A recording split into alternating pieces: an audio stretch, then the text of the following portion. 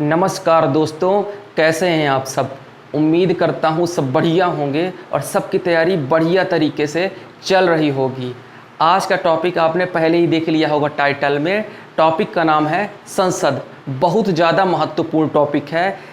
Indian polity का सबसे ज़्यादा महत्वपूर्ण टॉपिक संसद है, यानी पार्लियामेंट है। यानी अगर इस टॉपिक को आप पढ़ लेते हैं और 100 नंबर का पेपर पार्लियामेंट और माफ़ करिएगा पॉलिटी से पूछा जाता है, तो उसमें से 30 से 40 नंबर सिर्फ संसद से बन जाते हैं। यानी ये टॉपिक किसी भी एग्ज़ाम, किसी भी कॉम्पिटिटिव एग्ज़ाम के लिए बहुत ज़्यादा महत्वपूर्ण है। आज का टॉपिक स्टार्ट करने के पहले हम आज कुछ थॉट पढ़ लेते हैं जो हमें मोटिवेट करेंगे और हमारे लक्ष्य को पाने के लिए हमें अग्रेसित करेंगे। तो हमारा आज का विचार ये है, हमारा कथन ये है कि शिक्षा उस शेरनी का दूध है। मित्रों, शिक्षा उस शेरनी का दूध है जो इसे पिएगा वही दहाड़ेगा। शिक्षा उस शेरनी का दूध है मित्रों, जो इसे पिएगा वही दहाड़ेगा। आपको कमेंट में ये बताना है कि ये किस महान पुरुष का कथन है, किस महान पुरुष ने ये वचन बोले थे। दूसरी सबसे इम्पोर्टेंट चीज़ है कि आपका विद्यार्थी जीवन, कॉम्पिटिटिव लाइफ स्ट्रगल की लाइफ है। इस लाइफ में हमको बुरे शब्द को प्रयोग नहीं करने हैं, क्योंकि समय बीत जाता है, सफलता हमें मिल जाएगी। हम मेहनत करेंगे, आप मेहनत करेंगे तो सफलता ज़रूर मिलेगी। और सफलता मिलने के बाद जो ये बुरे शब्द बोले हुए हैं वो ये वापस नहीं आएंगे और यही हमें बुरे शब्द दुख देंगे। तो हमें बाद में दुख ना हो, हमें ये अपशब्द इससे अच्छा बोलना ही नहीं है। ठीक है, तो हम आज का टॉपिक अपना प्रारंभ करते हैं। मित्रों, हमारा आज का टॉपिक ये है संसद, पार्लियामेंट के बारे में आज हम सब कुछ जान जाएंगे। उसके पहले, संसद का टॉपिक स्टार्ट करने के पहले आपको हम बता दें कि पिछले 8 से 10 वीडियो आप चले जाइएगा डिस्क्रिप्शन में, आपको बहुत इंपॉर्टेंट जानकारियाँ मिल जाएंगी। आप डिस्क्रिप्शन में चले जाइएगा और चेक करिएगा, आपको वहाँ पे सारे इंपॉर्टेंट, चाहे वो MPPSC में कैसे सेलेक्ट होना है, चाहे कर्क रेखा मकर रेखा का टॉपिक हो, चाहे वो महासागरीय जलधाराओं का हो, भारत शासन अधिनियम का हो, जितने भी इंपॉर्टेंट टॉपिक हैं डिस्क्रिप्शन में चले जाइएगा और उनको सबको देखिएगा। आपके काम की हैं, आपको एग्ज़ाम में सहायता ज़रूर प्रदान करेंगी वो। दूसरी सबसे इम्पोर्टेंट चीज़ ये है कि आप चैनल को, जो नए व्यक्ति आए हैं, सब्सक्राइब कर लीजिए और वीडियो को शेयर कर लीजिएगा, ताकि आपके अलावा आपके मित्रगणों को भी इस वीडियो का नॉलेज और इस वीडियो का लाभ ज़रूर मिले। तो चलिए मित्रों, हम आज का अपना टॉपिक स्टार्ट करते हैं। आज का टॉपिक है संसद। संसद क्या है? संसद हमारी ये है कि किसी भी देश की नियम कानून बनाने की संस्था, जो हमारे केंद्रीय रूप से नियम कानून बनाती है और दूसरी चीज़ नियमों को संशोधित करती है। जैसे कृषि कानून, IT कानून, बड़े बड़े कानून जो केंद्र सरकार बनाती है, वो संसद से ही बनती है। संसद हमारा किससे मिलके बना होता है दोस्तों? संसद बना होता है हमारी लोकसभा, राज्यसभा और राष्ट्रपति से। पहला है लोकसभा, दूसरी राज्यसभा और तीसरे राष्ट्रपति से। तो सबसे पहले हम राष्ट्रपति के बारे में हमने पिछले वीडियो में ऑलरेडी डिस्कस कर लिया है। डिस्क्रिप्शन में चले जाइएगा तो आपको राष्ट्रपति के बारे में पूरा पता हो जाएगा, आप वहाँ पे वीडियो देख लेंगे। फिर उसके बाद हम आज डिस्कस करेंगे लोकसभा और राज्यसभा के बारे में। तो लोकसभा क्या होती है? लोकसभा यानी निचला सदन, सीधे डायरेक्ट जो चुने जाते हैं हमारे आपके वोटों के द्वारा, जिन प्रतिनिधि को चुना जाता है वो जाके लोकसभा में बैठते हैं। और जो राज्य जो सीधे चुने जाते हैं, जो अप्रत्यक्ष रूप से चुने जाते हैं, जो वो राज्यसभा में बैठते हैं, उनको बोलते हैं उच्च सदन। यानी लोकसभा को हम निम्न सदन बोलेंगे और राज्यसभा को उच्च सदन बोलेंगे। ठीक है। फिर तीसरा राष्ट्रपति, आपको पता ही है, हमारे डिस्क्रिप्शन में आप चले जाइए, वीडियो देख लीजिएगा। उसके बाद हमारा क्या है कि जो संसदीय प्रणाली है, संसदीय प्रणाली हमारी जो भारतीय है वो ब्रिटेन से ली गई है। याद रखिएगा कि संसदीय प्रणाली हमारी ब्रिटेन से ली गई है। फिर क्या है? फिर हमारे ये है कि आप याद रखिएगा कि विघटन सिर्फ लोकसभा का होता है, विघटन सिर्फ लोकसभा का होता है, राज्यसभा का नहीं होता है। राज्यसभा 2-2 साल में अपने प्रतिनिधियों को बदलती रहती है, यानी विघटन सिर्फ लोकसभा का होगा। और कार्यकाल की बात हम कर लेते हैं। कार्यकाल हमारा लोकसभा का 5 वर्ष का होता है, 5 साल का होता है, जबकि राज्यसभा का कार्यकाल 6 वर्ष का होता है। लेकिन लोकसभा विघटित हो जाती है और राज्यसभा विघटित नहीं होता है दोस्तों। फिर क्या है, फिर अगला पॉइंट ये है कि पहला घंटा प्रश्नकाल का होता है। पहला घंटा हमारा जो लोकसभा का होता है वो प्रश्नकाल का होता है। फिर उसके बाद इंपॉर्टेंट पॉइंट आप याद करिएगा जो पेपर में बहुत महत्वपूर्ण है आने वाले, कि तारांकित प्रश्न मौखिक उत्तर देने होता है। जो तारांकित प्रश्न स्टारिंग क्वेश्चन होते हैं वो क्वेश्चन मौखिक रूप से दिए जाते हैं, जबकि जो अतारांकित प्रश्न हैं वो लिखित रूप से दिए जाते हैं। तो जो मुंह से बोल के ये मौखिक रूप से दिए जाते हैं वो तारांकित प्रश्न कहलाते हैं, और जो लिखित रूप से दिए जाते हैं दोस्तों वो अतारांकित प्रश्न कहलाते हैं। फिर आपका याद रखिए कि भाषा हमारी संसद में कौन कौन सी बोली जाती है, तो प्रमुख रूप से इंग्लिश बोली जाती है, फिर हिंदी बोली जाती है। लेकिन वहाँ के जो सभापति महोदय हैं अगर वो आज्ञा दें तो लोकल लैंग्वेज भी हमारी बोली जा सकती है दोस्तों। फिर इसके बाद क्या है आपका सरकारी विधेयक। 2 तरह के विधेयक होते हैं मेनली, एक सरकारी होता है और एक असरकारी होता है, यानी गैर सरकारी होता है। तो जो सरकारी विधेयक है वो आपके मंत्रीगण ही पेश करते हैं, मंत्रीगण ही पेश करेंगे। और जो गैर सरकारी विधेयक है वो संसद के कोई भी सदस्य पेश कर सकते हैं। तो आपको ये पता हो गया होगा सरकारी विधेयक और गैर सरकारी विधेयक में अंतर क्या है। फिर आपका क्या, लोकसभा के सदस्य के बारे में हम जानते हैं। लोकसभा के सदस्य अधिकतम 552 हो सकते हैं, लेकिन वर्तमान में 545 हैं।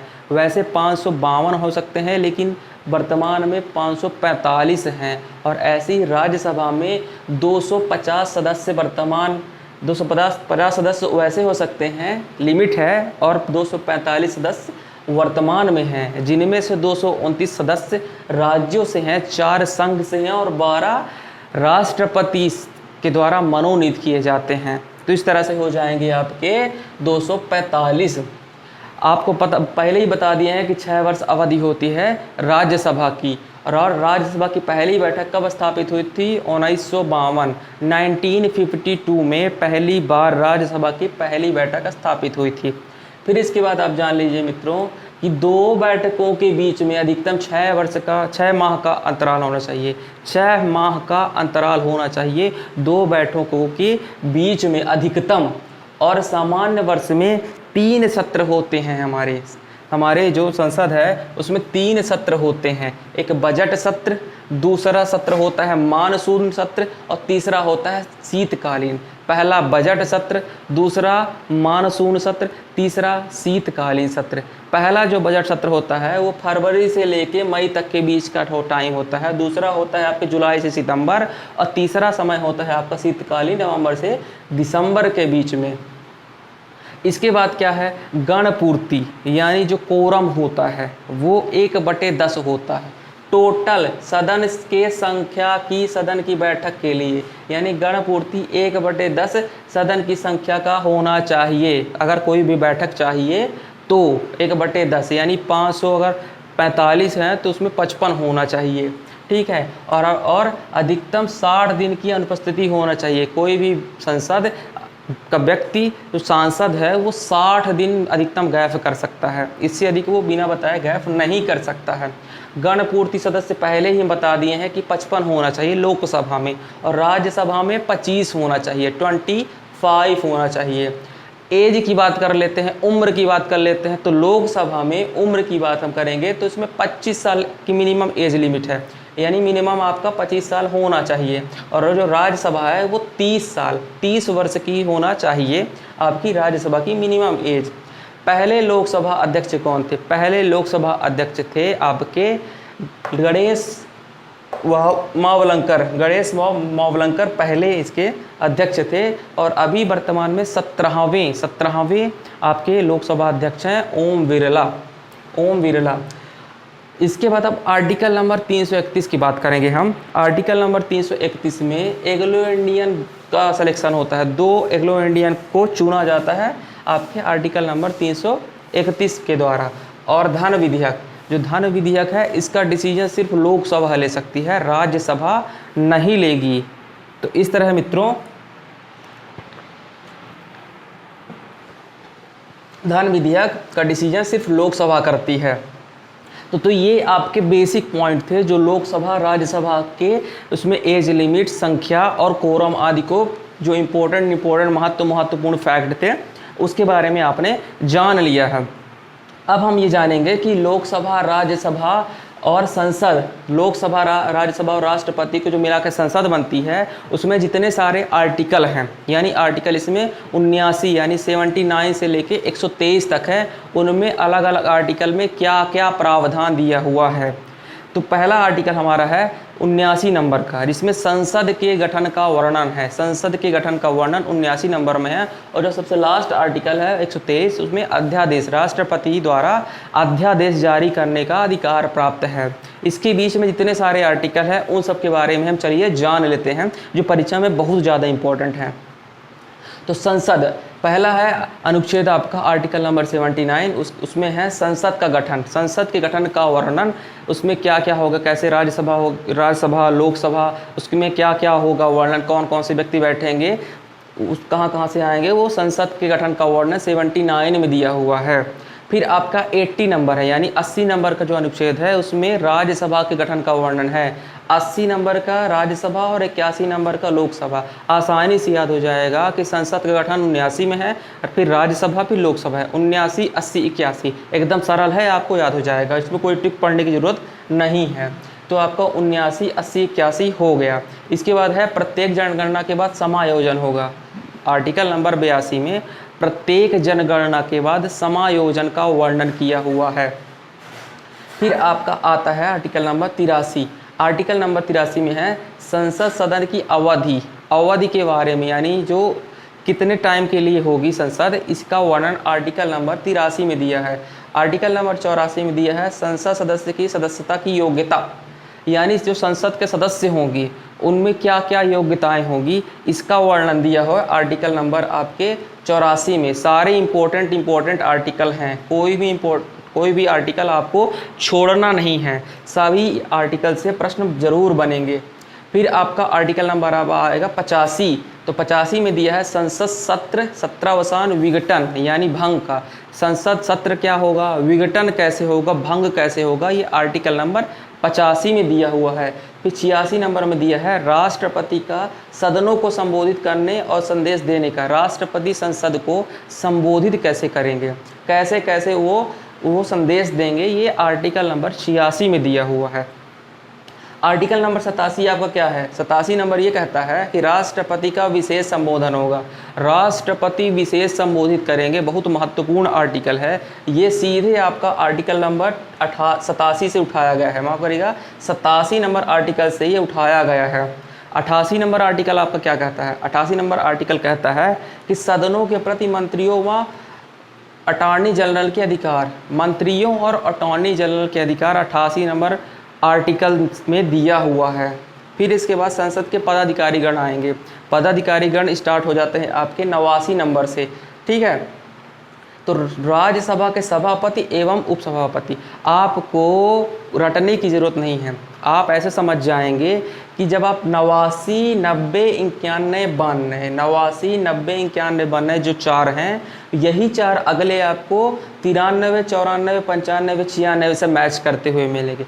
89, 90, 91, 92 में आपको राज्यसभा से संबंधित चीज़ पदाधिकारी गण पढ़ने को मिलेंगे और आपको फिर 93, 94, 95, 96 में लोकसभा से। तो जैसे राज्यसभा रहेगा वैसे ही लोकसभा पढ़ लेंगे। तो 89 में राज्यसभा के सभापति उपसभापति हैं और 90 में राज्यसभा के उपसभापति रिक्त त्याग विमुक्ति है, यानी सभापति के बारे में आपका और उपसभापति के बारे में 89 में है, और राज्यसभा के उपसभापति के रिक्त त्याग कैसे होगा, आर्टिकल नंबर 92 में होगा। आर्टिकल नंबर 91 में सभापति की कर्तव्य निर्वहन एवं सभापति के रूप में कार्य करने की उपसभापति की शक्ति, यानी उपसभापति की शक्ति सभापति के स्थान में कार्य करने की दी हुई है आर्टिकल नंबर 91 में।